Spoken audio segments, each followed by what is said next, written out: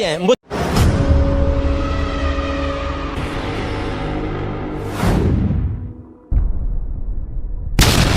Tena bino nyonso bozwi libako ya kolanda ngai na mokolo oya lelo awa esika tozwami ebengami libaya topé entrée principale ya Nkamba Nouvelle-Jérusalem. Lelo toza le 23 décembre 2024. Eh bien, à la veille, il y a la grande fête. Il y a le 24 décembre. Oyo Tozali 2024 Koko Kisabongo 65 ans. Il y a reconnaissance officielle. Il y a église kimongiste.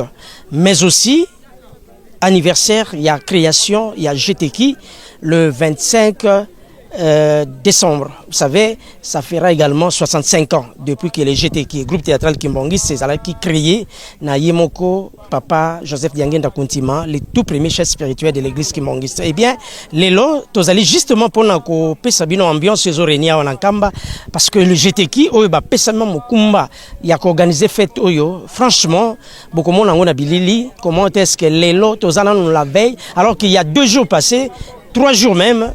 Le GTK est présent à Wanakati Nkamba Nouvelle-Jérusalem. Voilà, sans plus tarder, nous avons convié Bino Bolanda à travers les images Yangomoko et Loba. Merci.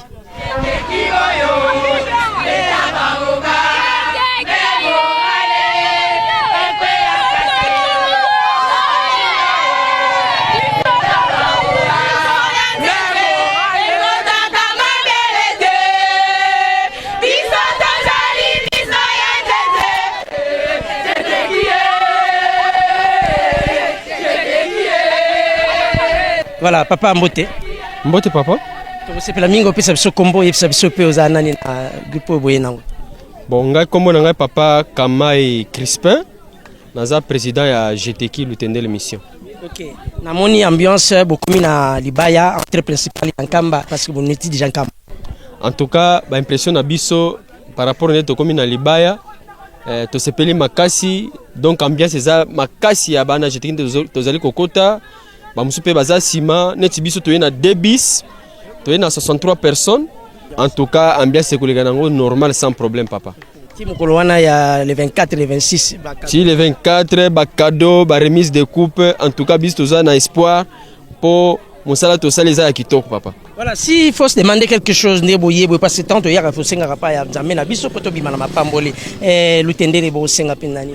En tout cas biso lutendele tokosenga na tata Molimo Santu mapamboli zonga na kati ya Lutende l'émission pambate Lutende l'émission eza paroisse eza deuxième Nkamba après papa lobaka après Nkamba eza Lutendele et sika espoir na ye ezali pour la ye ezali ba activité agricole ezo salema kuna on to kosenga na papa apambola biso nyonso bana na ye otoza na kati ya Lutende l'émission. Merci président. Merci papa.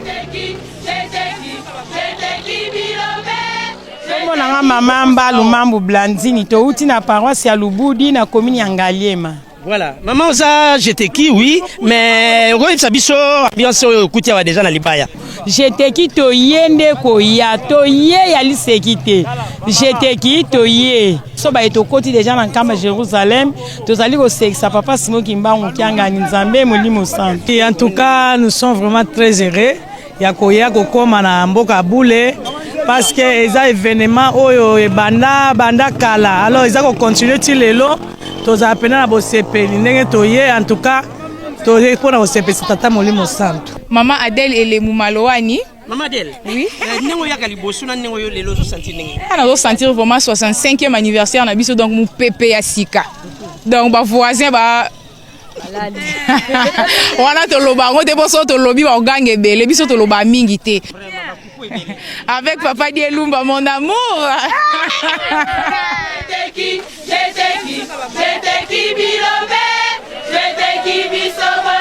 Voilà, l'ambiance est continuée. Tozali awa na cimetière ya maman Mouilou Neto Benga Kayango. Pourquoi? Parce que entrée principale, Libaya, to commune la poste 26.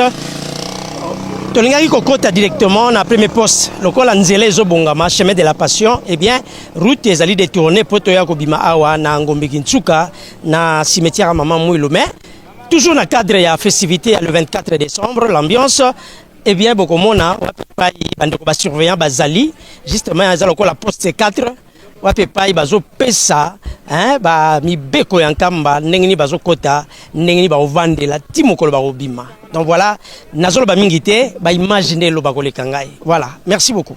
Kotosa mibeko zomi ya tata Nzambe awa na mboka nkamba Yerusalemu ya sika. Pamba te na nkamba kasi oyo asali lisumu na mboka nkamba kolimbisa ma ezalite. To uti bipai na bipai. Toye na nkamba po to luka lobiko. Bongami mabondeli misala ba sacrifice ko sa na nkamba parce que ça déjà tokende na bureau ya SPC na kati ya Mbanza na protocole.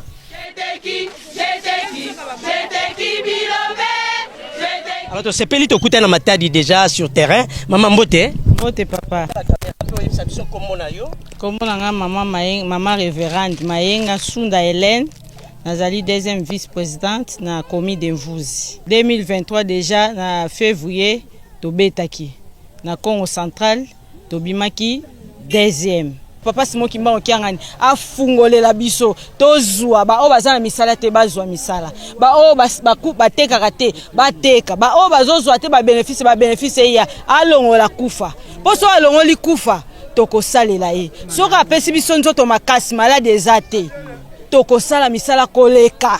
Donc afungolela biso apesa biso pena lupe mandengi toye. Tangu tokozonga 2025 abatela biso toya lisusu fois ata 5 bis. Buzi oye! Oye! Buzi oye! Oye, oye, oye, commune de référence dans l'Assemblée, nous pouvons derrière Papa Simon Kimbangu qui a gagné. J'étais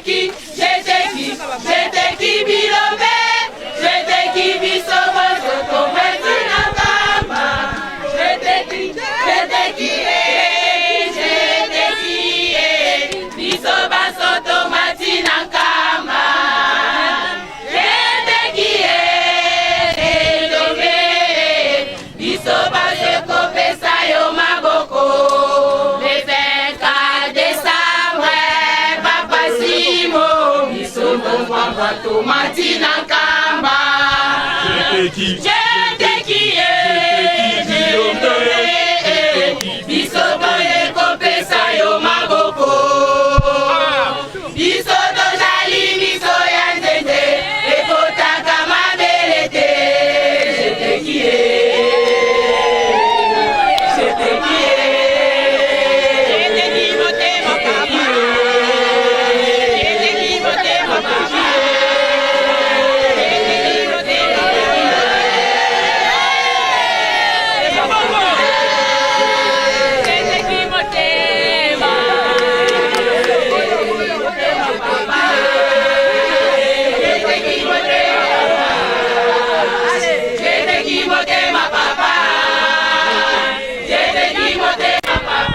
Voilà, merci beaucoup. Papa, to monio liboso ya jeteki bumbu.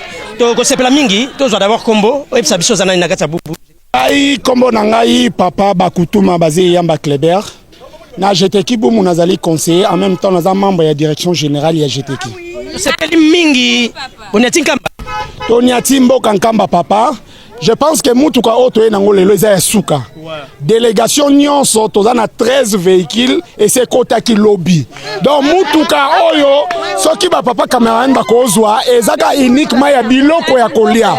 Parce que biso jeteki mokondira biso apesa biso idéologie tant tokoya kato e kolesa nani kamba. 13 véhicules 10 pine oyo moni. Soki cameraman azui yango akomona ke ezaka biloko ya kolia. Au 14e, 13 c'est côté qui lobby, au 14e véhicule. L'impression est bonne parce que tous nous sommes plus que déterminés.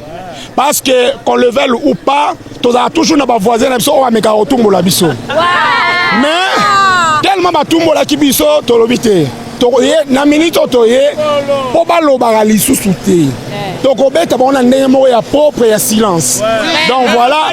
Donc bananion sont pas motivé.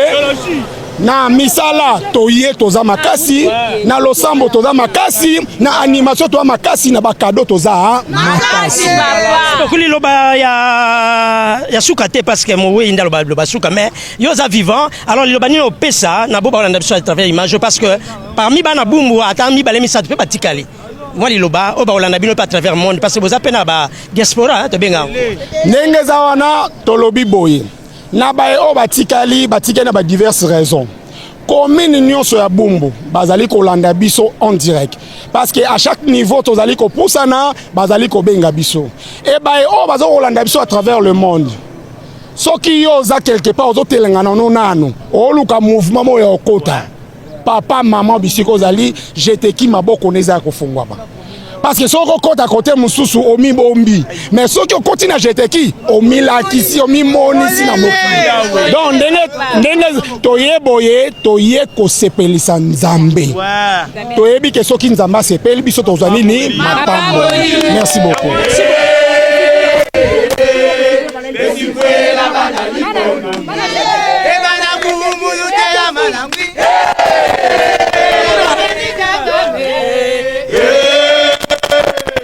Donc message nanga eza d'abord to sepele sika no tozali bana ya jeteki ya mokili mobimba. D'abord Lingomba Mobimba pambate le 24 décembre yangonde ezalaka journée officielle o Lingomba ebima biso jeteki to bimi le 25 décembre. Donc eloko kana koloba matondo mingi et puis pe na zongi si tozala na bisengo to sepela pambate sika no sofandi sepela ka déjà pambate papa a lobby le na tongo to ba message papa lobby. Donc mona nyonso jeteki sika yo zali mapamboli oya te ndenge o contribuer mapamboli na yo okoki kozanga ngote eyokane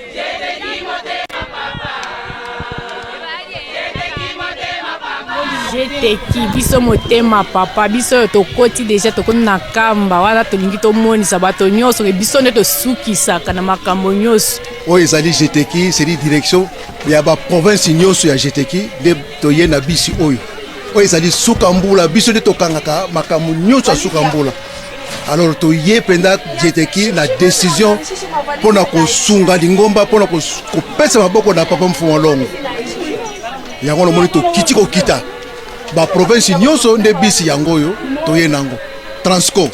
Kombo na ngai papa Jacques Muyeye Muteba nazali dirigeant provincial ya Okatanga pe na secrétariat nazali adjoint. Toye pona milulu ya le 24 décembre reconnaissance officielle ya église kimbangiste pe le 25 mbotama ya jeteki.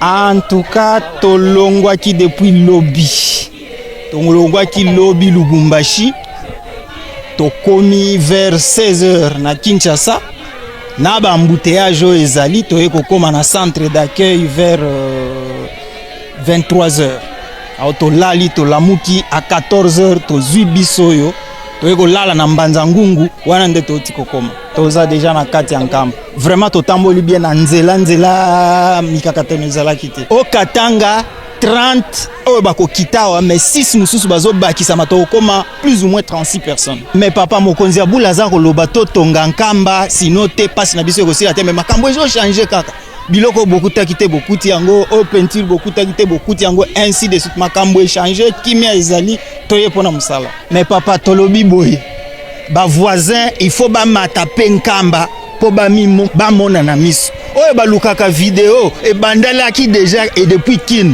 ba monaki moi extrait awa nde bako vivre des jours et d'ailleurs kutu toko senge pa ya papa a prolonger ba moi mikolo ya bakado po eko yinda esi yindi et ozala mabe te mais ba voisin il faut bazala tension ekita vraiment. En tout cas baba na mama ya Okatanga tunatoka fika nkamba Yerusalema mupya juu ya maombi na kazi tunatoka fika juu ya maombi na kazi. Furaha itakuwa munene na kazi itakuwa ya kuenea ya kutosha. Aksanti mingi. Kombo na ngai Papa Ngoma Lelo Sami, vice-président national ya GTK. Ngam na sali délégation, na sali chef à délégation na biso toyini yango awa. Oui, tozana bato ya Sankour bazalia, bato ya Mbujimai bazalia wa Kasai Oriental plus bato ya Okatanga. Toyika biso moko biso nyonso. En tout cas, ambiance très kitoko, très à l'aise. Bana nyonso baza na esengo baza sai na koloba na kosaza makami bale ebongi mona na terrain pona koloba boeza bien mingi te mais sur le terrain nde makambo ekata makawana mona zoyebisa na bana GTK bana bakomi awa te bakoma pamba te eza koyinda do lobby makambo nyonso ezali na bien tozana kosepela foto sepesa nzambe tozo mapamboli. Merci papa. Ngai komo na ngai Papa Revera Echako Osolongo Albert nazali papa président provincial ya province ya Sankuru. Toye na tina milulu na biso ya le 24 décembre ndenge molimo santu mukonzi na bule azali kozela GTK poto pesa papa maboko. Yango toye vraiment toyindisi Yerusalemi na minute oyo na memi na bana nanga to uti musika na Sankuru poto sepelisa kaka yawe azwa lokumu na ye a pesa pe biso mapamboli. La shana yangemi chewa tetela wela mbuka letaleka na ndolo suke wanewele la putu kana les États-Unis partout monde ate osoko senyu lanyo shamoyo fula tanyo to heke une fois ka to ya kalo Yerusalemi kanyo to hoke mala contribution da otoloto menya elemo kama kao mama Mario sako moyo fula veunga mena lobisi la ko shamoyo fula l'équipe ka ki malo direction générale. Merci beaucoup. Comme nanga mama Marie Osako moyembi na GTK na joaka na GTK lokola mululu ya munene o tolaka pona kosepesa nzambe na biso ekoki esenge fona kote nazoloba na baninga o bayete mawatro bolanda ta kolanda po bakorate ikabo munene tozozela na yawe so olandi yango te mabe makasi baya merci. Natafuta kujulisha banduku yangu bakulikasi ya kuseme sisi d'abord tunafurahi kwa kufika Munkamba. Hapa tunakuya kwa Mungu anayua matatizo magumu yote tunakuwa nayo. Tunakuwa kutumika kazi ya Mungu. Ya kuseme Papa Simon tunakuya tutumike kazi atubariki.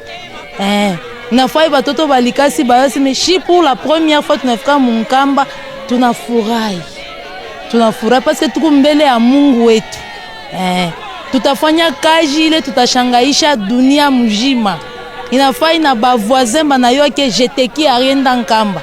Turienda mingi sana. À peu près au Katanga tuku mingi plus de 40 disons.